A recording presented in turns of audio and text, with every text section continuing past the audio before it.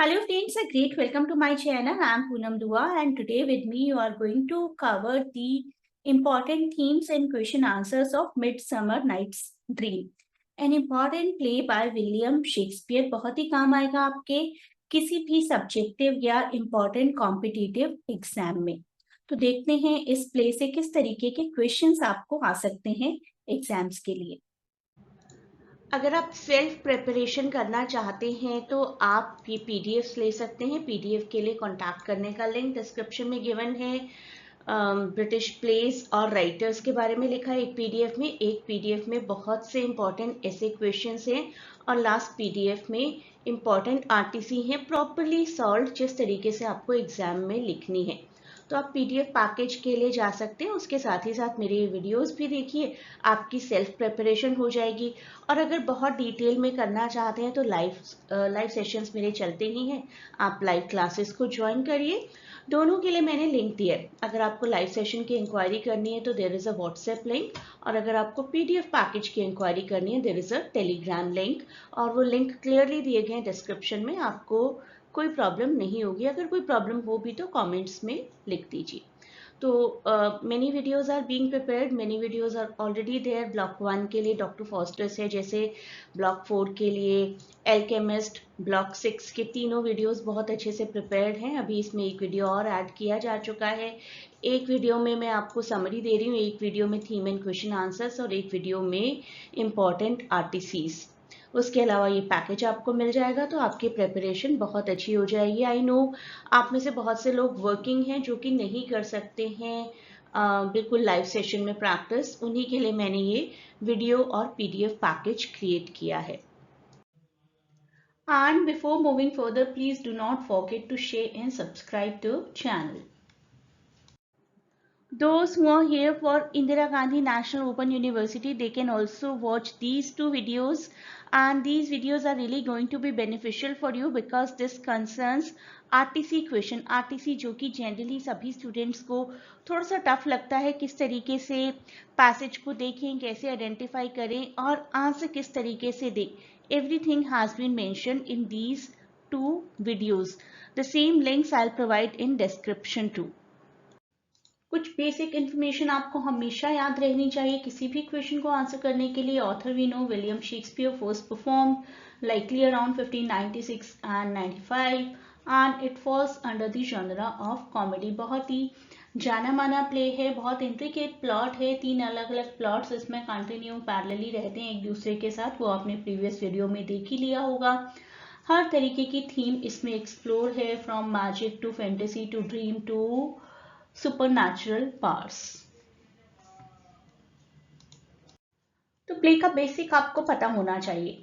The story revolves around the marriages of Theseus, the king of Athens, and Hippolyta, queen of Amazons, and follows the lovers Hermia and Lysander as they attempt to elope, to flee, but are tried to stopped by Demetrius. Demetrius is in love with Hermia and Helena is in love with Demetrius। तो इस तरीके की quadrilateral love story यहाँ पर follow होती है। तो question आ सकते हैं आपको नेचर ऑफ लव से रिलेटेड, प्यार के रास्ते में कितनी कॉम्प्लेक्सिटीज हैं, कितना कैप्रिशियस है नेचर ऑफ लव, कितना फ्रीक्वेंटली चेंज होता है। एन्चेंटिंग भी है, इरेशनल भी है, often driven by whim and fantasy rather than reason. तो 4 तो मेजर कपल्स हैं हमारे, हर्मिया, लाइसेंडर और हेलेना और डिमीट्रियस। उनके साथ ही साथ फेरी को भी इंक्लूड कर दिया जाता है, फेरीज का भी लव दिखाया जाता है, ओबेरॉन और टाइटेनिया को इंक्लूड किया जाता है, थीसस और हिपोलिटा को इंक्लूड किया जाता है। क्या क्या उनके लव की इक्वेशंस रही हैं, किस तरीके से हर्मिया और लाइसेंडर का लव बोथ साइडेड है वैसा ही इंटैक्ट रहता है, लेकिन बीच में लाइसेंडर की लाइफ में एक चेंज आ जाता है कि he falls for Helena out of the impact of that juice. Demetrius और हेलेना पहले एक दूसरे से प्यार करते थे, but Demetrius initially gets diverted towards Hermia, लेकिन बाद में वो भी हेलेना से ही प्यार करने लगते हैं। और फेरीज का लव किस तरीके से चेंज होता है, but all is well that ends well sort of end होता है पूरे प्ले का, that you need to mention. तो nature of love, nature of love में हम लाइसेंडर हर्मिया की बात करेंगे, डिमीट्रियस हेलेना की बात करेंगे इनिशियली। उनका लव काफ़ी सिंसियर है लेसेंडर और हर्मिया का, और बहुत एक्सटर्नल प्रेशर्स और राह में बहुत सारी अड़चने आती हैं. Demetrius initial disdain for Helena contrast sharply with his later genuine affection, जो कि मैजिकल पोशन की वजह से था. और ये सडन शिफ्ट जो है that underscore love's capricious and irrational qualities की. लव किस तरीके से इरेशनल है, आज इसके लिए कल उसके लिए, कभी भी प्यार बदल सकता है. तो लव को इरेशनल दिखाया गया है. साथ ही साथ इक्वेशन मिक्स की गई है ओबेरॉन और टाइटेनिया को लेकर. Oberon and Titania's relationship is marked both by affection and conflict. दोनों को प्यार भी एक दूसरे से, लेकिन एक छोटी सी बात को, एक बॉय को लेकर एक कॉन्फ्लिक्ट हो जाता है, बहुत कॉम्प्लेक्स हो जाता है उनका लव, इतना कॉम्प्लेक्स कि उसमें मैजिक का यूज करना पड़ता है ओबेरॉन को टाइटेनिया को मैनिपुलेट करने के लिए. एक टेम्परेरी की अरेंजमेंट है ओबेरॉन की तरफ से अपनी वाइफ को अपने अकॉर्डिंग कंट्रोल करने के लिए. इसके बाद है थीसस एंड हिप्पोलिटा. उनके बारे में हमें बहुत ज्यादा नहीं बताया जाता, but what we come to know कि they are more mature and very formal companions.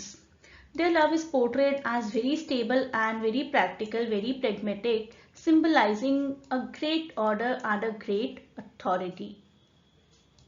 तो ये तो हो गई लव की बात. सेकेंड थीम जो इस प्ले में बहुत इनहेरेंट है, दैट इज ड्रीम.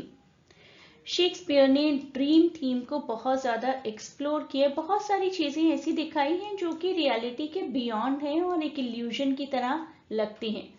पूरा का पूरा जंगल ही ऐसा दिखाया गया है, ऐसे इवेंट्स दिखाए गए हैं जंगल में जो कि ऑर्डिनरी लॉजिक रूल के अंदर नहीं आते हैं. रीजन सस्पेंड हो जाता है. मैजिकल इंटरवेंशंस हैं, कैरेक्टर के फैंटेस्टिकल एक्सपीरियंसेस हैं. तो शेक्सपियर ने रियलिटी और इमेजिनेशन के बीच में एक छोटी सी लाइन ड्रॉ कर दी है.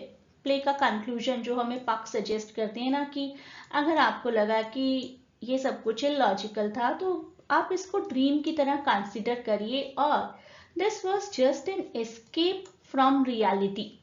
जब हम बहुत बार मूवीज देखने जाते हैं, मैजिकल मूवीज नहीं भी होती तो कई बार ऐसा होता है ना मूवीज में कि वो बियॉन्ड रियलिटी होता है.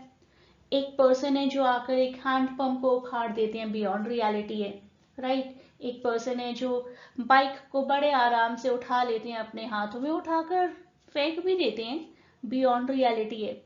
तो वो चीज़ें भी तो एक तरीके का ड्रीम ही हुई, क्योंकि पॉसिबल तो सिर्फ ड्रीम में ही है, रियलिटी में तो पॉसिबल नहीं है, लेकिन मूवीज में हम उनको देखकर खुश हो जाते हैं.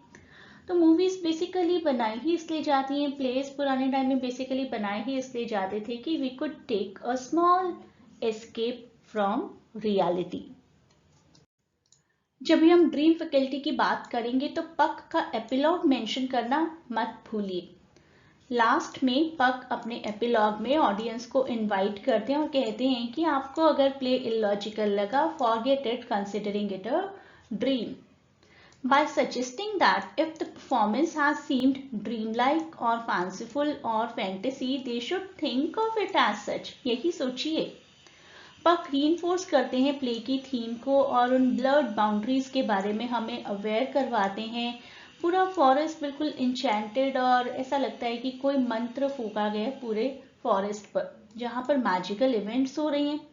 ऑलरेडी एक ड्रीम लाइक स्ट्रक्चर ही तो है पूरे प्ले में, पूरे फॉरेस्ट के एरिया में. पक का जो एपिलॉग है वो सॉलिडिफाई करता है और स्ट्रॉन्ग करता है और सीमेंटेड करता है पूरे इस ड्रीम सीक्वेंस को, कि आपका पूरा जो विम्सिकल एक्सपीरियंस रहा है that was a dream like narrative, you can think that. Nature of love and dream, dream या सुपरनैचुरल एलिमेंट्स कुछ भी कह सकते हैं आप.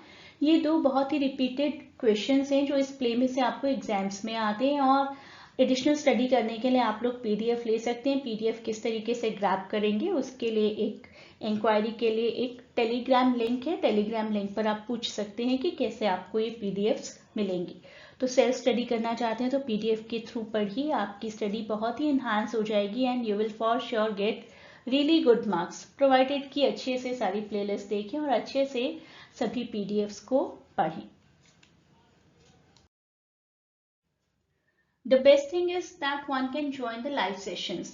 I know most of you are working या फिर कहीं ना कहीं कोई और पढ़ाई भी कर रहे हैं तो लाइव सेशंस को ज्वाइन करना पॉसिबल नहीं होता है. That is why after the request of many aspirants I started creating PDFs. पहले मैं सिर्फ लाइव सेशन के ही फेवर में होती थी and that is still the best thing that I like, क्योंकि स्टूडेंट्स मेरे पर्सनल टच में रहते हैं तो मुझे पता होता है कि किसकी क्या वीकनेस है, किसकी क्या अच्छी क्वालिटीज़ हैं, क्या इन्हांसमेंट की ज़रूरत है. लेकिन अब बहुत से वर्किंग स्टूडेंट्स आ रहे हैं धीरे धीरे, तो उनके लिए पॉसिबल नहीं होता है लाइव सेशंस को ज्वाइन करना. तो आप मेरा PDF पैकेज ले सकते हैं. उसमें भी आपको कुछ अगर समझ में नहीं आता है कहीं पर तो you can always connect with me.